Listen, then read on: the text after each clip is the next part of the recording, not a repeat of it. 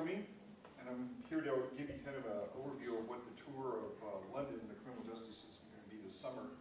Katie Cathcart is the one that actually put this together, but I'm going with her. This was actually her brainchild. We're going to be there for 7 days, or 8 nights and 7 days, I think. Anyways, I'm going to give you a little overview of what we're going to be seeing and what it all entails and that kind of thing. For those that want to sign up, we're going to London. The reason we're doing that is the criminal justice system we have in this country is based heavily in the English system. Our colonists that came here from England brought the theory of common law and stare decisis with them. The idea of a grand jury and a petite jury all comes from England. And when we get there, I'll kind of explain the process of how we came up with juries. It all leads back to William the Conqueror in 1066 at the Battle of Hastings. He conquered England. He was actually French from the north side of Normandy in France. And he brought with him the idea of a jury trial. Before that, they had trials, but they were trials by combat or trials by ordeal, where God would decide who was guilty and who was innocent. But anyways, so what you're looking at here is actually the London Bridge. Now this is the new London Bridge. They built this in the 60s. The old London Bridge, which was much smaller and thinner, as you can imagine, is in Arizona. So if you want to see the original London Bridge, you can go to Arizona. It's a tourist attraction. They bought it. Somebody bought it and brought it brick by brick and had it rebuilt in Arizona. So you can take a driving tour of the old London Bridge. But this is the new one. That's Big Ben. These are the Houses of Parliament here, and we'll be going there as part of our tour. And they're here, and on this side of Parliament, just past Big Ben, is Tyburn Park. And that's where all the public executions were held in England, or in London at the time. They had a giant gallows there that could hang 20 people at a time. It was called the Tyburn Tree. And once a month, they had the public hangings, and they would hang people 20 at a time. And I'm not making this up. This is the honest God's truth. The British, when they hang people, are not like us. We drop them through a trapdoor and break their necks, and death is almost instantaneous. The British would like to strangle. Have anyone seen Game of Thrones? Did you see this last season when they hung those guys? And they just pulled the log out from underneath their feet and they strangled. And I think the movie The Patriot with Mel Gibson, the same thing, they were going to strangle them. That's how they hung people. And so if you had a thick neck or were strong, it could take quite a while to strangle to death, maybe 20, 30 minutes. So if you had a little bit of money, a few pennies, you could pay somebody to run up and grab you by the legs and pull down and hang on you to quicken your death. Those people are called hangers-on. I'm not making that up. That's absolutely true. So, anyways, well, we'll cover more of that when we go. But that's a walking tour from our hotel. It's 3 credits. You're right. There's the time. The dates, 10th through the 17th. 3 undergraduate credits towards CJ 4600 special topics. And then you can also get graduate credits, CJ 9500. The program fee is $34.75. That includes your credits, the airfare, the hotel, and meals, I think, and also transportation. Transportation in London is excellent. I've been to places like New York, and they have really good public transportation system, but in London you don't need a car. You can get by bus or train, or there's a subway entrance almost everywhere. And so we'll be going there. And this is the website, and this is all the information about the tour and enrolling in that. There's Katie, there's me, and Anna. Okay, so that's the bridge we were looking at, the London Bridge. This is the Thames River, there's Big Ben, the Houses of Parliament. And we'll be going, one of the days we'll be going to Parliament. Now, Parliament is kind of strange. It's kind of like our Congress. They have these ministers. They call them MPs, Minister of Parliament. And they're elected, they're a representative government. But here, when people talk, the crowd joins in. So they'll boo. If somebody says, oh, and if they agree with them, here, here, here, here. And you know what I mean? It is constant talking. And then whoever's getting up to speak has to stand at this table and put their hand on a Bible. And that Bible is about as big as this thing here. It's huge. It's like this. And while they talk, they have to have their hand on the Bible while they speak. allegedly because they won't lie. Whatever they say is telling the truth with their hand on the Bible. The funny thing about that is, we're going to go to the ends of the court. That's Piccadilly. We'll be going there. They have Broadway shows there, a lot of theaters there, districts, a lot of nice restaurants, and that's also within a mile of our hotel, so it's easy to walk there if you don't want to take the bus. The bus runs every 15 minutes, and the only trouble with the bus, it stops all the time too, so sometimes walking is faster. It's a famous spot, that Piccadilly. Yes. Piccadilly Square, that's it. And at night, it's lit up like Las Vegas. All the signs are neon and everything. And it's packed. So this must be like 6 a.m. in the morning or something. Because you go there, and it's like the strip of Vegas. And people are walking everywhere. And that's the Old Bailey. And doesn't that look familiar? That's our Statue of Justice. Only that one's 600 years old. So our Statue of Liberty and Mistress of Justice, you know, the sword, which is the punishment, and the scales, which is justice. That's where we get that from, and that's why we're going there, is because all of our system of justice is based on that. Has anyone seen Sweeney Todd, the Demon of Fleet Street? The Demon Barber of Fleet Street. It's with Johnny Depp. Oh, yeah. You've seen that? In the beginning, you hear the judge, this opening scene of the whole movie, the very first scene, is he's condemning somebody to death. And he's going, I find you to be incorrigible. This is like the third time I've seen you. And he sentences him to death. And it was a little 10-year-old kid in chains. You know, the camera pans away, and here's this little kid in the witness stand crying. Anyways, that was filmed here. And that's the Old Bailey. And our courtrooms are set up in an exact copy of that, except for the gallery, where something here. I hope this isn't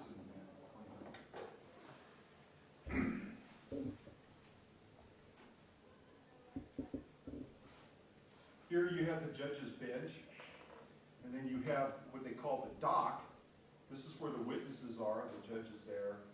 The jurors sit over here, and then you have the prosecution and the defense. And in our courtrooms, we have a little wooden fence there, and this is the gallery. By the way, this is the bar. When you pass the bar, that means you can practice on this side of the court. So that's what it means passing the bar, is that you can go past that gate. And the lawyers are on this side. But in the Old Bailey, it's circular, and the gallery is up and you look down. So you're looking down, so the courtroom's set up the same, but they have doorways from the basement or from below, and they bring everybody up. And so if you're watching a trial, there's no way to get there unless you jump over the railing. And they did that because in the old days, when I say the old days, it was about 100 years ago, there was over 200 crimes you get the death penalty for. And so if you were getting the death penalty but you were kind of popular, your friends would show up in court and they would just bum rush the courtroom, grab you and rescue you, and throw you out. So when they constructed the Old Bailey, they decided that they would prevent that kind of shenanigans, and made it so that the gallery can't see or can't get down to the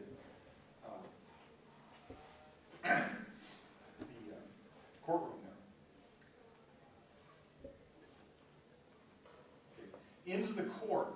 I belong to the Lincoln Inn, which this is the symbol of the Lincoln Inn. And you go, when you join in England, they have two schools of law.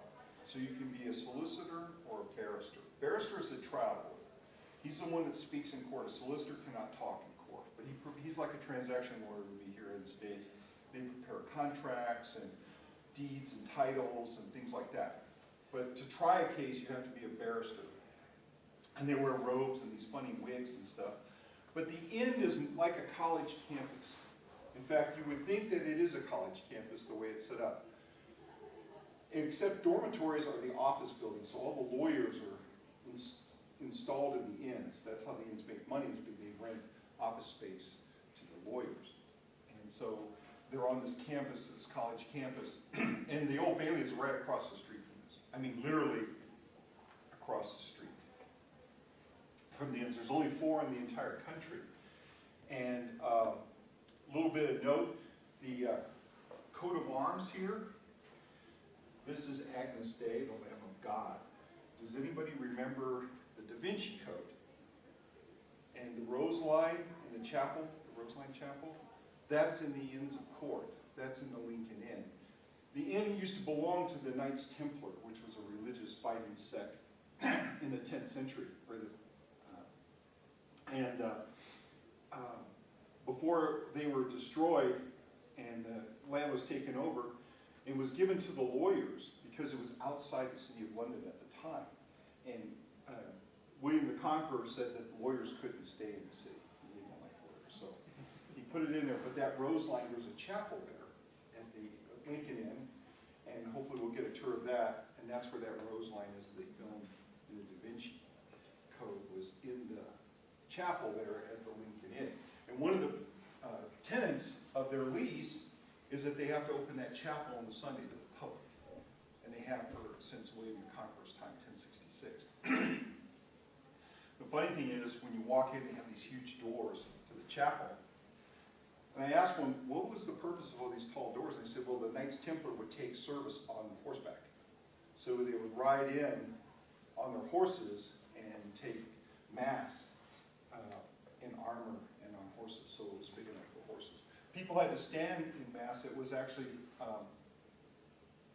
King Edward I that donated the pews where people actually sat down, but otherwise you stood during mass or kneeled on the floor. It's very interesting. But also when we go there, it's a very old inn. Like I said, the origin goes back 1066. Maybe you guys heard of Sir Thomas More, the man of all seasons. He was the Chancellor of England. He was tried for treason because he wouldn't recognize Anne Boleyn as the Queen of England. His queen was Catherine. She was Catholic and the daughter of Ferdinand and Isabel. And Henry VIII had married her, but she was getting old, gray hair, plumped up a little bit, getting a few lbs.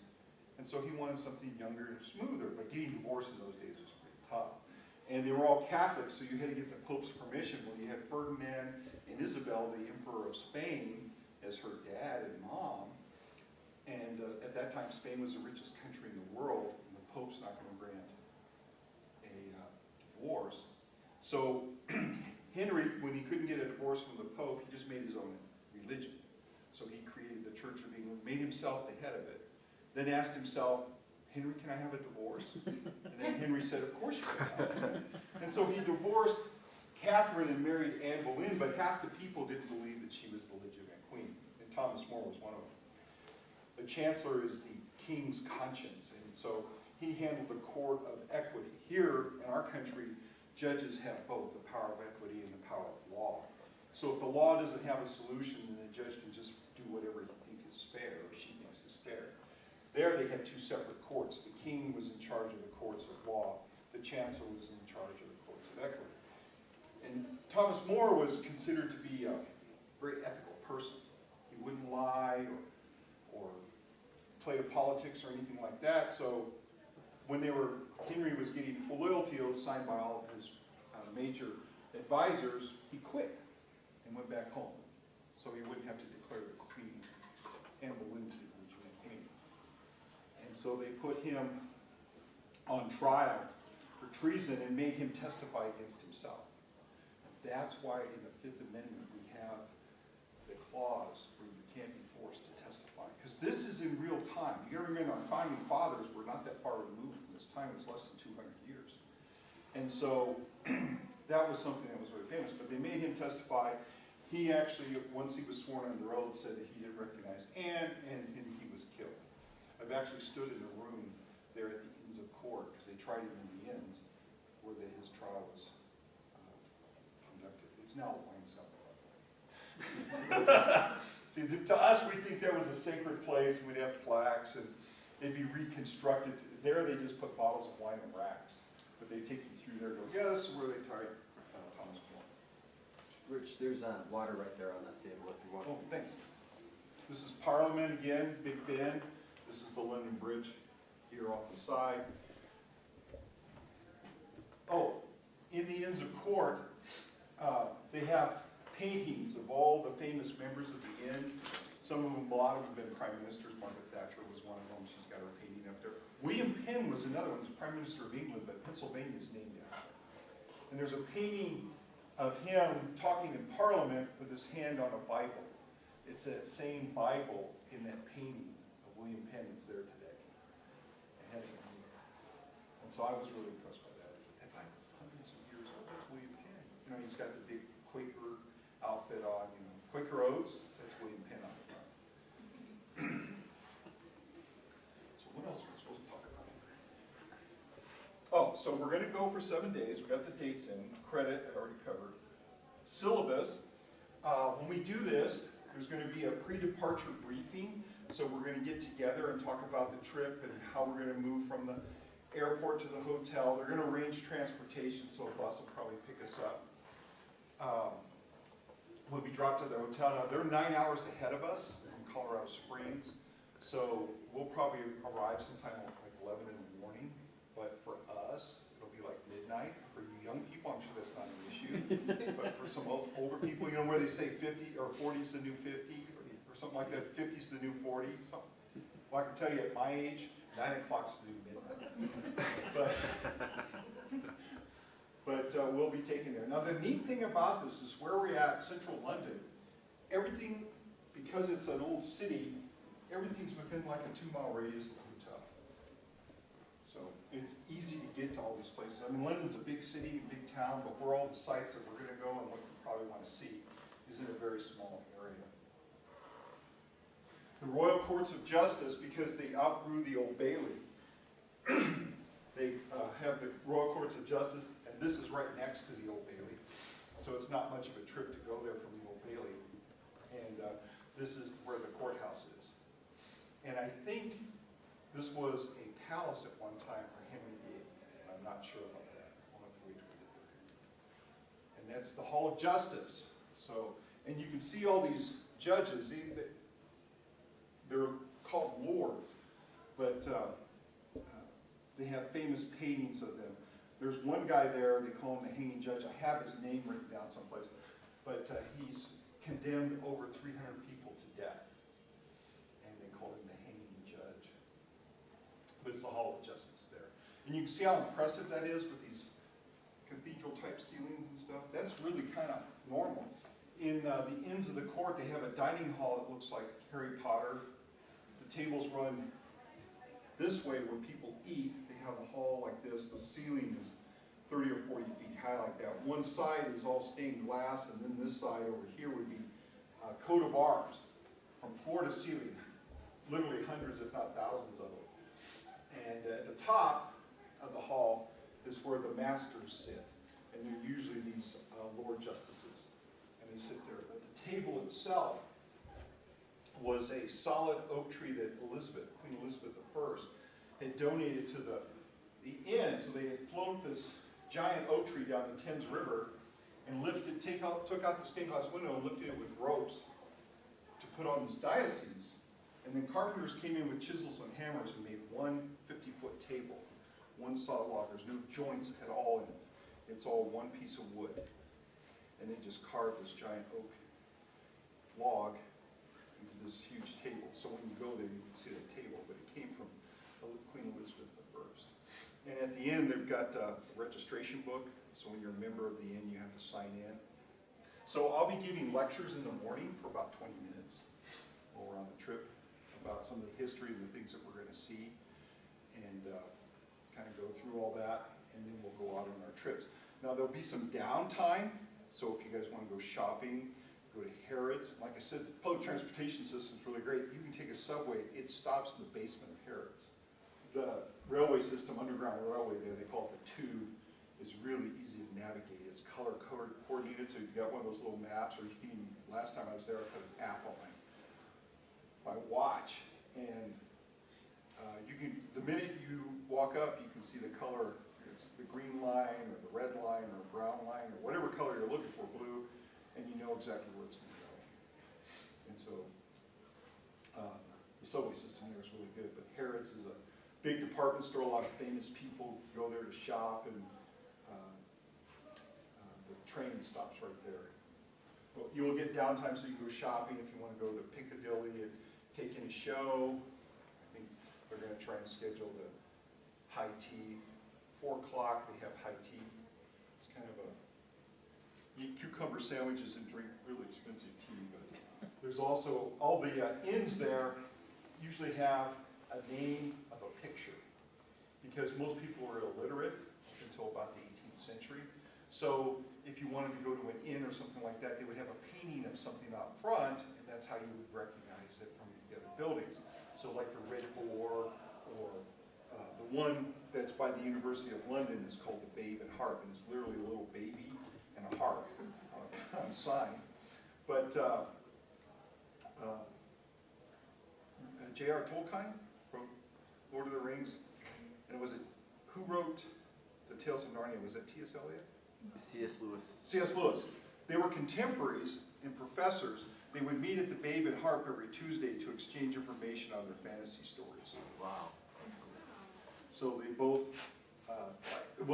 C.S. Lewis was a math teacher, but J.R. Tolkien was an English teacher, and they taught at the University of London and Oxford, and they would meet there. So there's a room there dedicated to them with a little plaque on the wall, but they would sit there every Tuesday. They would meet to talk about Lord of the Rings and the Tales of Narnia and exchange ideas.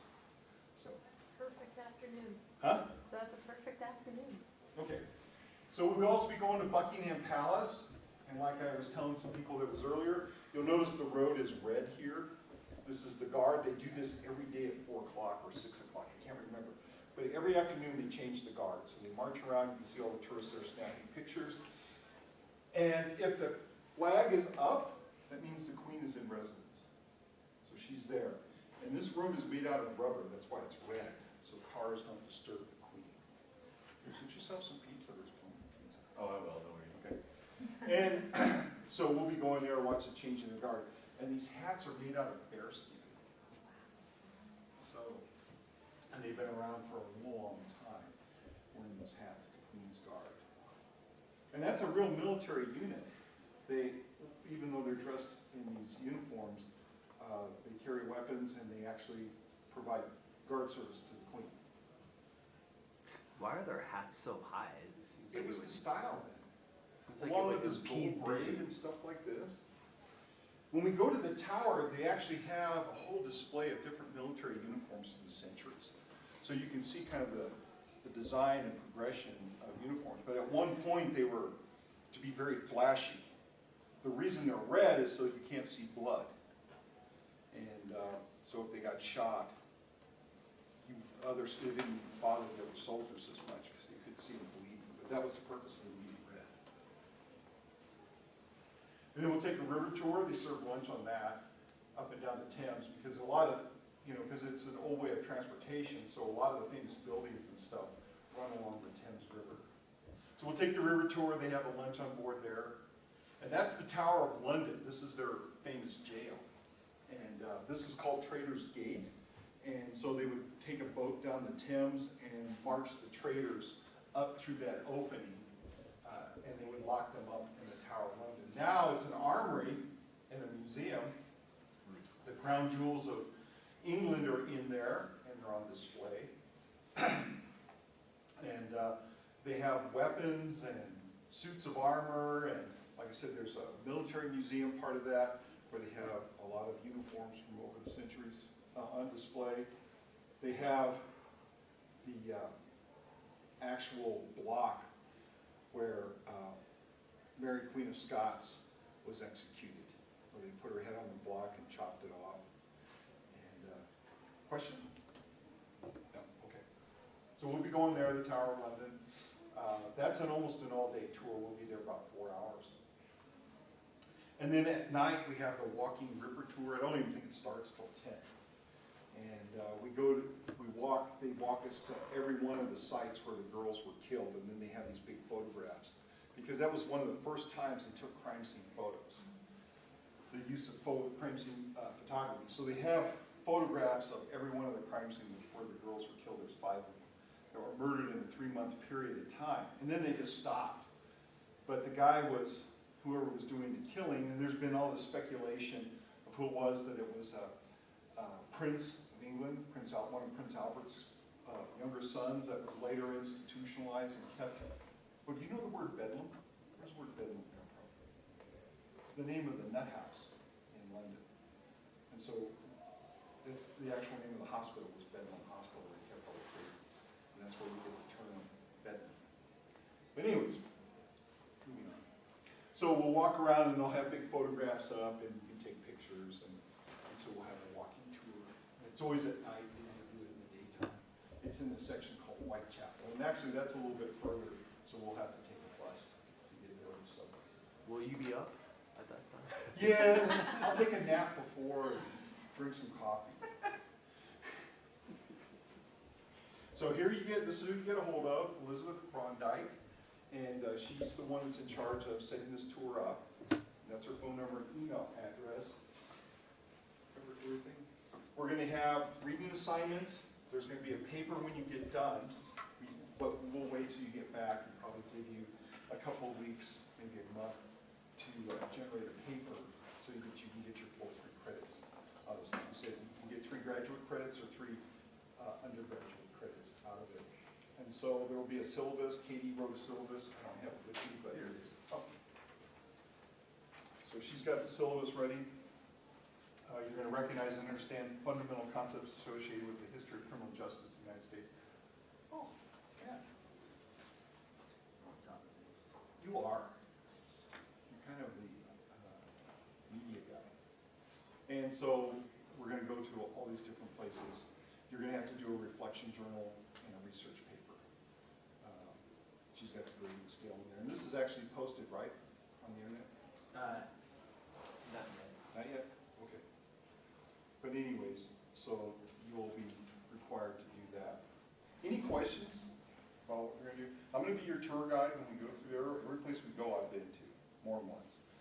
And so I'm real familiar with most of this stuff. And if we want to take, we have 2 days where we have big gaps of time that are free. And if you guys want to go to the giant flea market at Notting Hill, I'll lead a group there. And then Sherlock Holmes's house, which he's a fictional character, he never existed, but 21 Baker Street. So they took a house on Baker Street. There is a Baker Street. And the post office changed the address to 21, and then they created it into a Sherlock Holmes museum. I bought a tie there. But if you want, it's right next door to Notting Hill, so we can go there, which is a giant flea market. It goes for probably a mile. There's all these stalls on each side, and you can buy lots of stuff. Books, jewelry, clothing, and all sorts of shoes. Whatever you can think of, they sell there. And you just walk down Notting Hill, which is actually a street, it's not a hill, it's actually very flat. And on both sides of the street are tents with kiosks side by side, selling all sorts. I've seen them sell parrots and stuff there. But, and you can haggle. So if somebody tells you something's, they're not on the euro there, so everything's in pounds. This is a perfect time to go because the dollar is really strong against the pound. When I went there last year, it was $1.75 for a pound. Now it's like $1.21. We're going to talk to Elizabeth and the people about transportation, but for tourists only, you have to buy them in this country before you get there. They have what they call a Brick Rail Pass, and then and they're really cheap, like for $9 or something like that. For the whole time we're there, they're good for the whole day. You can ride any subway, any train, any bus. You just have this pass. It has the expiration dates, but they don't sell it in England. You have to buy it. It's for tourists only.